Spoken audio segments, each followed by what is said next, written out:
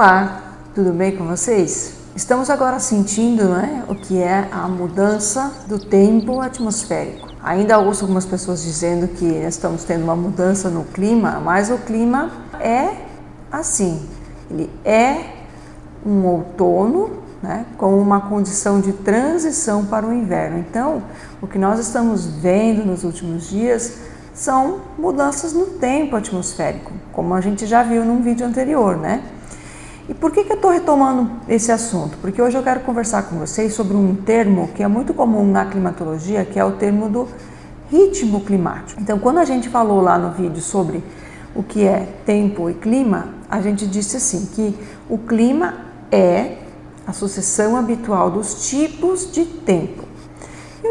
E o tempo atmosférico, ou um tipo de tempo, é uma condição em um determinado lugar, em um determinado período da atmosfera. Então, nos últimos dias, a gente está vendo uma alteração no nosso tempo atmosférico. O que nós conhecemos como um ritmo climático, um ritmo das condições do nosso clima, que é normal de acontecer, que sempre acontece assim, isso é o clima, numa estação do outono. Então, nessa estação do outono, o que a gente vai perceber? O que é o ritmo do outono? Ou seja, o que é aquilo que se sucede habitualmente, e por isso o nome é ritmo, que é aquela sucessão habitual que determina o nosso clima no outono. Nós vamos ter um ritmo, ele vai funcionar assim, vou contar a historinha. Vai entrando uma massa de ar polar pelo sul, que vai encontrar um ar mais quente aqui na região do Paraná. Esse choque entre as massas de ar quente e fria vai gerar no meio deles aqui uma frente fria.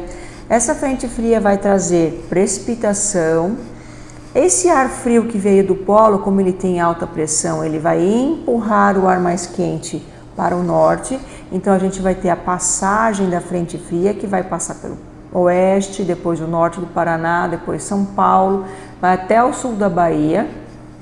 Conforme a frente fria, a chuva vai passando, nós vamos ter o ingresso da massa de ar polar atrás da frente fria, Então a temperatura vai cair, o céu vai ficar bem azulzinho, um tempo bem estável. A umidade atmosférica vai cair bastante, então a gente vai ter um tempo bem seco, o que vai gerar uma amplitude térmica diária bem alta. Por quê? Nós vamos ter ainda no outono a quantidade de radiação solar ainda grande. Então, durante o dia, a temperatura vai aumentar bastante, só que à noite a temperatura ela vai diminuir. Porque nós temos pouca umidade no ar e a umidade atmosférica é o que segura a radiação solar à noite. Se não tem umidade, aí a temperatura vai cair bastante. Porque com o passar dos dias, a temperatura vai aumentando mais. A quantidade de água na atmosfera vai aumentando pelo processo de evapotranspiração das plantas e do solo. Então vai aumentando a quantidade de umidade na atmosfera. Com esse aquecimento também começa a aparecer alguns núcleos de formação de nuvens. Esse local vai se tornar novamente um local de baixa pressão. Um ciclone extratropical vai estar passando pelo oceano, vai formar novamente uma frente fria, Vai puxar a massa polar, a massa quente, tropicalizada, vai formar uma frente fria. A frente fria vai até a Bahia, uma massa de ar polar vai vir atrás, vai cair a temperatura, cair a umidade do ar. Com o passar dos dias, a temperatura vai aumentando, a umidade do ar vai aumentando, vai começar a formar nuvens. Outra frente fria vai vir, vai chover, vai esfriar. Esse é o ritmo do nosso outono, o ritmo climático do nosso outono. O inverno tem um outro ritmo e o verão tem um outro ritmo. E é esse ritmo que vai definir a condição nossa do outono, inverno, primavera e verão. Cada uma das estações do ano vai ter algumas condições diferentes das outras, que vai definir o que é o ritmo daquela estação. Então, nós aqui, quem gosta de observar o tempo atmosférico, quem gosta de acompanhar esse ritmo, já sabe disso, Então vai ter Tem duas coisas que são bem comuns, o pessoal observa, quem observa o tempo sabe isso. Quando ele começa a olhar para o céu, está esquentando, começa a ver umas nuvens cirrus, que aqui na região a gente chama de rabo de galo, né? Então a pessoa começa a ver uns rabos de galo no céu, a temperatura está aumentando, ele fala, vai chover, daqui 1-2 dias vai chover.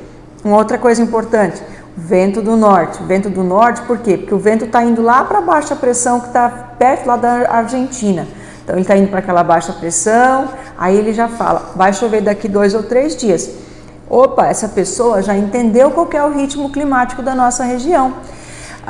Depois que choveu, aí está chovendo, começou a ficar frio, esfriar, o vento começou a virar do sul, a pessoa fala, já vai parar de chover agora, porque o vento já virou do sul. Ela está certa, ela já entendeu o ritmo climático da nossa região. Esse vento do sul que está chegando nada mais é do que a massa polar que está se estabelecendo. Então a frente fria já passou e o vento do sul está empurrando a frente fria lá para o norte do Paraná.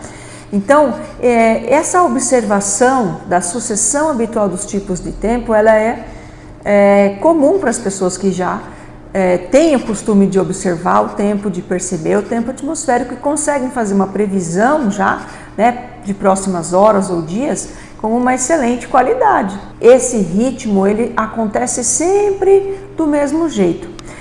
No entanto, não acontece tão do mesmo jeito como a gente gostaria muitas vezes. Por quê? Porque a atmosfera é dinâmica, ela é complexa. Então, o ideal, né, o tempo, vamos dizer assim, didático que está no livro é que de 7 em 7 dias há essa troca. Então, em alguns momentos, quando está tudo redondinho na atmosfera, tudo sem nenhuma anomalia, sem nenhum lugar mais quente no oceano, sem nenhum lugar de muita tempestade no planeta, aí ela acontece de 7 em 7 dias. E vou contar para vocês uma historinha que quem descobriu essa ideia do ritmo climático foi um geógrafo importantíssimo. Foi no Brasil, a gente chama ele de pai da climatologia, que é o Carlos Augusto Figueiredo Monteiro, que nos deixou há pouco tempo, né? Ele foi um senhor que viveu muitos anos e contribuiu muito para a climatologia brasileira. E aí ele estudava isso e uma sobrinha dele um dia começou a chorar e falando, por que sempre chove no domingo? Eles moravam no Rio de Janeiro e ela gostaria de ir na praia no domingo, mas não dava porque sempre chovia no domingo, né? E aí ele começou a pensar sobre isso lá nos anos 60, tá? E começou a pensar sobre isso e foi desenvolvendo ali a ideia do ritmo climático. Então é tão importante essa concepção que ele trouxe, porque todo mundo começou a perceber que aquela observação que a gente tinha, né, era aquilo que poderia ser explicado cientificamente pela sucessão habitual dos tipos de tempo, e foi daí que ele criou a Escola Brasileira de Climatologia, que é uma escola que é baseada na climatologia dinâmica, em observar a dinâmica da atmosfera e explicar a partir, né, do que a gente observa na atmosfera o que está acontecendo. Então é muito interessante isso, porque traz também para nós que gostamos de observar o tempo atmosférico quais são os parâmetros científicos para isso que a gente já sabe a partir da observação. Então até gostaria de fazer um convite aí para os jovens que perderam um pouco esse contato com a natureza, de observar o tempo atmosférico, que retomem isso com seus pais, com seus avós, que esses sim têm eles sabem observar, eles sabem entender o tempo atmosférico, e tentem aprender com eles, porque tudo aquilo que eles já sabem da observação é aquilo que acontece realmente. Então a gente vem explicando na ciência aquilo que as pessoas já sabem a partir da observação. Por isso é muito importante a gente ficar atento e sempre estar observando a nossa atmosfera, para a gente conseguir entender o ritmo que ela tem. Então ela tem um ritmo que a gente pode decifrar, vamos dizer assim. E aí, nesse sentido, a gente vai dar uma olhada um pouco no ritmo, né, no tempo que está acontecendo aqui, e que tem a ver um pouco com essa sucessão habitual. Porém, está um pouco perturbada essa sucessão habitual, porque nós temos uma região do oceano que está muito quente aqui no litoral sul da América do Sul, né? Apesar de que oficialmente essa semana a NOAA decidiu que a laninha acabou, ela se formou ali no final do ano oficialmente, durou pouco tempo, foi uma laninha fraca que não trouxe quase nenhuma interferência para a nossa região. Agora ela está oficialmente terminada, né? Mas nós temos aqui no Oceano Atlântico Sul uma área que está muito quente, então ela acaba perturbando aquela sucessão habitual. Então tem uma dor de cabeça e uma febrezinha aí no oceano que está fazendo com que ela não tenha um ritmo normal, tá? Mas mesmo assim, gostaria que vocês me acompanhassem aqui agora no computador. Vocês podem ver aqui, ó, que nós temos uma circulação de vento no sentido horário em torno de um centro de baixa pressão aqui, tá? Esse é um ciclone extratropical.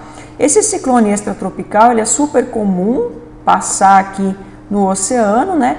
Tá vendo que aqui tem um outro que já passou, que está causando chuva aqui no centro-oeste, no sudeste centro-oeste do Brasil, e tem um outro ciclone que está vindo aqui. Então isso é o ritmo, né, a sucessão habitual dos tipos de tempo, em que se tivesse tudo certinho, a gente ia ter uma frente fria aqui, uma frente fria aqui, e essa diferença aqui seria de 7 dias, né? O que causaria essa chuva assim bonitinha para nós. Porém, o que a gente percebe, né, é que existe um núcleo aqui, né, um ciclonezinho aqui, que está ainda com essa frente fria meio estacionada aqui sobre o Brasil, e um outro ciclone aqui, né, que está começando a gerar uma instabilidade e que tende, né, a gerar essa instabilidade mais na sequência. Por isso que a acumulação de chuva, ela está aqui, eu fiz essa acumulação aqui até segunda-feira que vem, quando o INDE deixa a gente olhar certinho. Nós vamos ter um pouco de chuva prevista aqui para a nossa região. Vou dar um zoom aqui para a gente poder ver, ó. Então existe uma previsão de alguns poucos milímetros, entre 10 e 20 milímetros de acumulação aqui para a nossa região, Marechal, Santa Helena, Cascavel. Isso pelo modelo ECMWF, que é o europeu. Agora o modelo americano, o GFS, a gente percebe que existe uma possibilidade de chuva maior aqui, né, para o Mato Grosso do Sul, noroeste do Paraná. Para nós continua a mesma condição de 10 a 20 milímetros. Para o modelo alemão, que é o modelo ICOM, né, nós temos a mesma condição, mais ou menos aí de 16 a 20 milímetros. Todos esses modelos que eu estou mostrando para vocês, espera aí, é o ICOM. Para o modelo do ICOM, né, a gente tem também até na próxima segunda-feira essa mesma condição aqui de alguns milímetros. O CIMEPAR aqui para Marechal, né, gente, ele vai indicar chuva na sexta-feira, tá? Chuva aí de 4,4 milímetros. No sábado ele já não prevê chuva. As temperaturas não tendem a ficar muito altas e nem muito baixas, em torno aí de 20 a 25 graus na média, aí até na próxima terça-feira, tá? Vamos ver um pouquinho a diferença aqui para Santa Helena. Vamos ver a diferença aqui para Santa Helena, olha.